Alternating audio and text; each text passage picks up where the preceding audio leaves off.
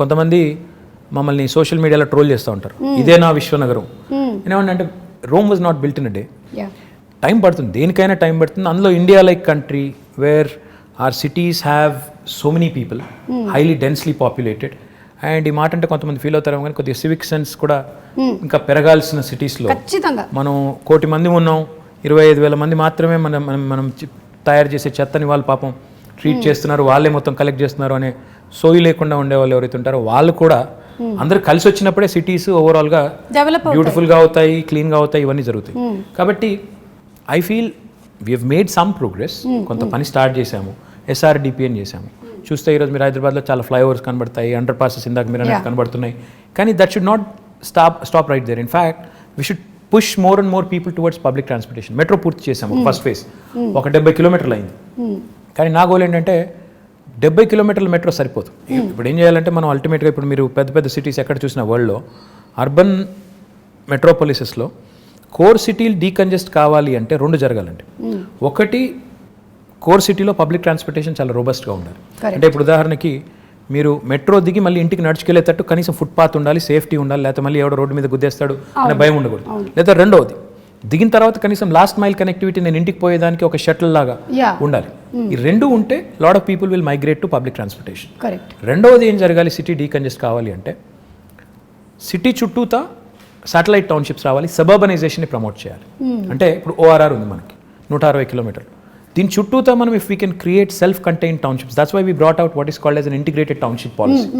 We are asking real estate developers to develop these self contained townships in a live, work, learn, play mode, so that Suma and her family can actually stay put, her children can go to school or college right there, and avail medical facilities, and also preferably go to a workplace nearby, and afford a better living, because affordable livability అనేది మీరు చూస్తే last 6 years నుంచి మనం Mercer is an agency that rates cities across the world on livability index. Last 5 years in a row, incidentally again, 2014 నుంచి మొదలు పెడితే 20 దాకా, they've rated Hyderabad as the city with the best quality of living in India. ప్రపంచంలో చూస్తే 142వ rank మనది, కానీ ఇండియాలో చూస్తే మనం మిగతా సిటీస్తో పోలిస్తే మెరుగ్గా ఉన్నాం. కానీ చేయాల్సిన పని ఇంకా చాలా ఉంది. ఇప్పుడు నేను అన్నట్టు సిటీ డీకంజెస్ట్ చేయడం, ఇంటిగ్రేటెడ్ టౌన్షిప్ పాలసీ తేవడం, IT కూడా మీరు చూస్తే ఈరోజు ఒక్క గచ్చిబౌలు, కొండాపూరు, మాదాపూర్లో ఉంటే సరిపోదు, ఆ ఏరియా కంజెషన్ బాగా అవుతుంది. So what we need to do is we brought out what is called as a grid policy.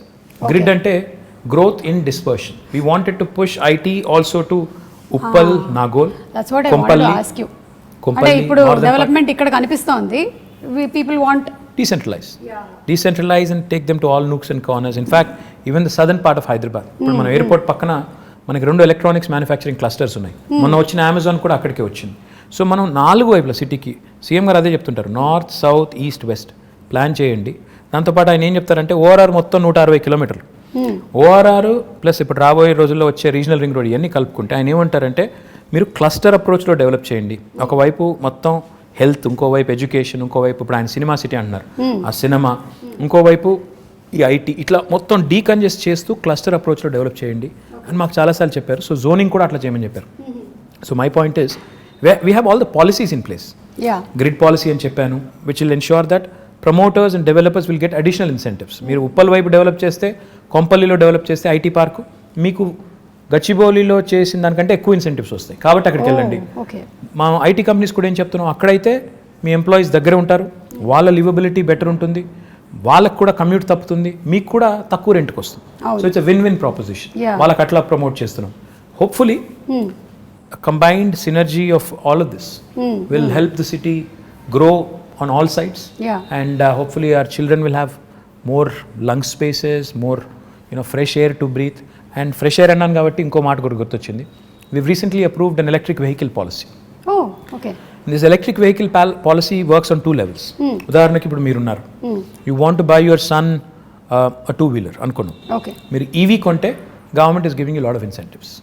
మీరు 3-wheeler ఒకవేళ ఎవరన్నా నేను ఆటో నడుపుకుంటాను, 3-wheeler కొనుక్కుంటాను, నేను చేసుకుంటానంటే, EV కొనుక్కుంటానంటే దానికి ఇన్సెంటివ్స్ ఉన్నాయి. 4-wheelerకి ఇన్సెంటివ్స్ ఉన్నాయి. The first come obviously first mover advantage, first come first served అన్నట్టు మొదటి 2 లక్షల వాహనాలు కని పెట్టాము. Depending on how the adoption is, we also want to promote more of that.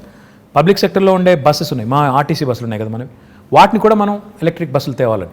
Okay. So తద్వారా వాహన కాలుష్యం తగ్గాలి, వెహిక్యులర్ పొల్యూషన్ తగ్గాలి, మన పిల్లలు బెటర్ ఎయిర్ బ్రీత్ చేయడానికి ఉంటుంది. ఇప్పుడు కరోనా వచ్చిన తర్వాత everybody is focused on absolutely, and also everybody is focused on health. We are all worried about health. So therefore ఈ పనులు చేయాలి.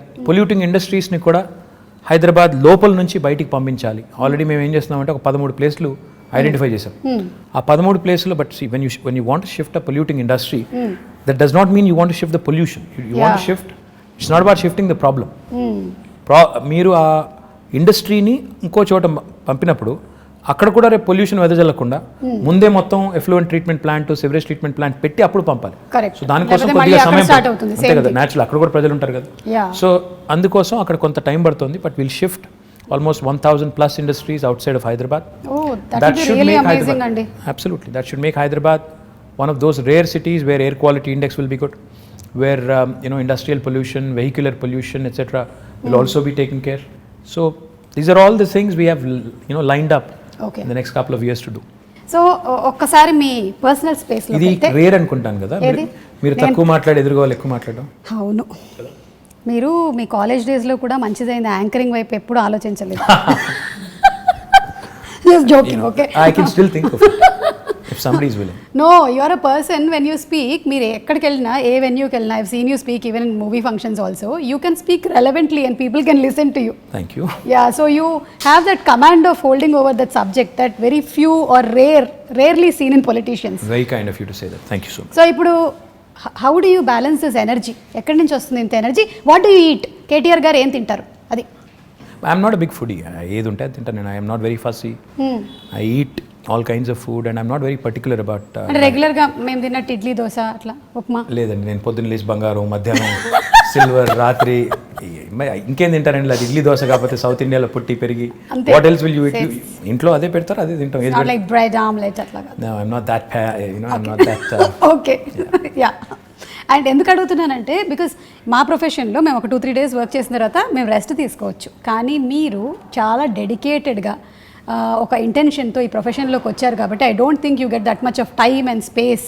So you always have to అదేంటే రెన్యువల్ ఎనర్జీ ప్రాజెక్ట్స్ అన్నారు కదా మీరు, అలాగే you have to be that ఎప్పటికప్పుడు మీరు ఇలా రెజనవేట్ చేసుకుంటూనే ఉండాలి. Yeah, that's the nature of the job. See, the job you sign up for is something which takes a toll on your private life, etc. But that's territorial, and how many people have this rare opportunity?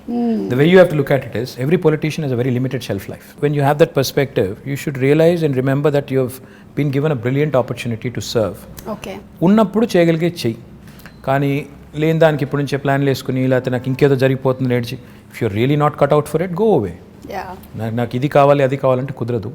You అవ్వబోవా రెండు దొరకవు. You have to balance out your life, and I think you have to make some sacrifices, which goes without saying. Everybody does. In fact, my profession lo meeru kuda, I'm sure there must have been times where you must have had to it must have taken a toll on personal life, have to make choices. So it happens to all of us, but I feel blessed, fortunate to have been conferred this opportunity and position which really gives me so much to do and which really gives me an opportunity to serve. Very few people see how many ministers are there in Telangana. CM గారితో కలుపుకుంటే 18. So you are out of 4 crore people, 18 people get to be in that position. So you're very fortunate to be there. So no cribbing there and no complaining there. Complaining గురించి అంటే మళ్ళీ ఇది కూడా ఇంకో personal question, తర్వాత మళ్ళీ I'll get back to Hyderabad. You should. So generally ఏంటంటే వైఫ్కి హస్బెండ్ ఇంటికి రావాలి, కొంచెం టైం స్పెండ్ చేయాలి, ఇవన్నీ ఉంటుంది కదా. మీ వైఫ్ ఎప్పుడు కంప్లైంట్ చేయరా మీరు ఎక్కువ time దొరకరని? You should ask her. I think she'll have at least 2-3 episodes. Yeah, surely. I mean, come on, I think it happens to all of us. Yeah.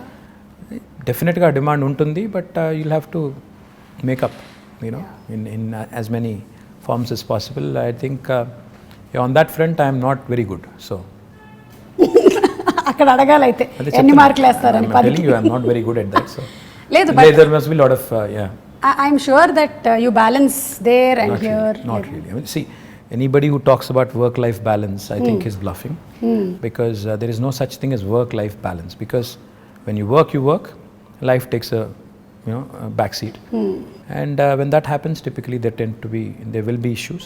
Yeah. So finding a balance is not easy, and especially in politics, which is a very demanding field.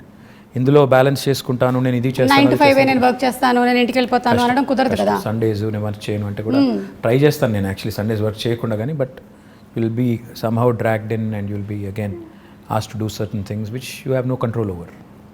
So yeah, I understood. So మీతో పాటు your whole family has to be enrolled in this complete thing. Yeah, otherwise you'll have a tough time, no? Otherwise if they don't support you, you'll be having a tough time. So without their support, there's not much you can do. And I'm sure you have a wonderful supportive family. చెప్పక్కర్లేదు అసలు Absolutely. దాని గురించి.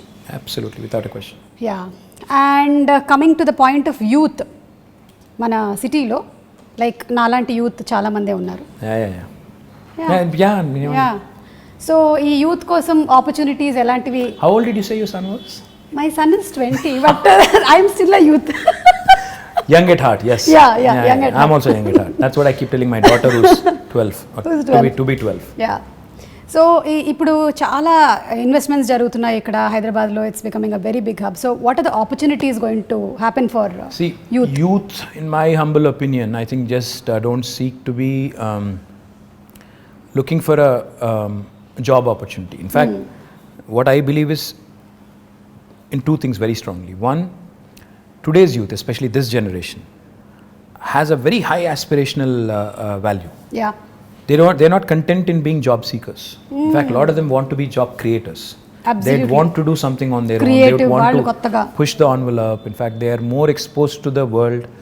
They know more about the world than we were in our, at their age. So therefore, నాకు తెలిసి నాకు అర్థమైన కాడికి you need to give them, the opportunity to dream big, the opportunity to in fact pursue their dreams. And therefore, in the last 6 years, we came out with some very, very bold ideas. I think Hyderabad today, in fact, is one of the few cities which has given wonderful platforms like T-Hub, V-Hub, T-Works, ఇవన్నీ కూడా last 6 years లో, last 5 years లో వచ్చినాయి. So when we launched T-Hub with Ratan Tata garu about 5 years ago, all I said was walk in with an idea, walk out with a product. That's the goal, which is what youth of today's would want. Stifle చేసి నేను చిన్నగా ఉన్నప్పుడు అయితే నువ్వు biology చదవాలి లేదా maths చదవాలి, రెండిట్లో ఇంజనీర్ కావాలి లేదా డాక్టర్ కావాలి, అట్లా కాకుండా do what ever you want to do. ఈ ప్లాట్ఫామ్ ఒకటి తయారు చేసి ఆ కల్చరల్ చేంజ్ కూడా తీసుకురావాలని కొంత ఎఫర్ట్ పెట్టాం. To a certain extent I think it has worked. Now the other thing I feel which is equally important for youth is social infrastructure. Today, I also believe very strongly that the youth is not just attracted to a good position in a certain company. They'd also want best social infrastructure for their friends, for them, etc., etc. City is about a lot of other things, which go into, which kind of assimilate and, make it what it is. Hyderabad, the beauty of Hyderabad is, it's a 430-year-old city. It's got a fantastic juxtaposition of culture, heritage, and this new age vibe. ఈ రెండింటినీ మనం కలకలిపి సమ్మిళితం చేసి if we can create that unique brand of brand Hyderabad, where you protect your Mozamzahi market, you revamp and redo your Mehboob Chowk, you do a beautiful job of your tombs, aspire to be the World Heritage City, at the same time also continue to push the envelope on IT, life sciences, Genome Valley, aerospace, defense, ఇవన్నీ కలగలిపి చేస్తేనే ఒక మంచి global సిటీగా ఎదిగేదానికి అవకాశం ఉంటుంది. So I believe the youth of today wants opportunities.